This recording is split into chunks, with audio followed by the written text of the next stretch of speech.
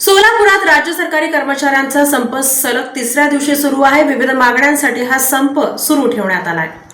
विविध मागण्यांसाठी राज्य सरकारी कर्मचाऱ्यांनी पुकारलेला संप गुरुवारी सलग तिसऱ्या दिवशीही सुरू होता।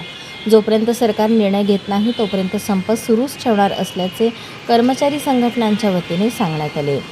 दरम्यान सलग तिसऱ्या दिवशीही संप सुरू असल्याने शासकीय कामे ठप्प झाली होती। कर्मचाऱ्यांच्या विविध प्रश्नांसाठी मंगळवार 21 एप्रिलपासून राज्यातील 17 लाख कर्मचाऱ्यांनी संप पुकारला आहे।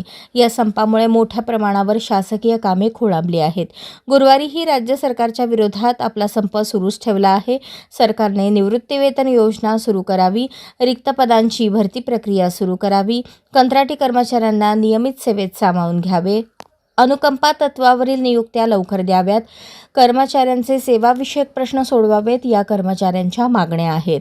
संपाचा सलग तिसरा दिवस सुरू झाला तरी राज्य सरकार याबाबत अद्याप कोणताच ठोस निर्णय घेण्यास तयार नाही।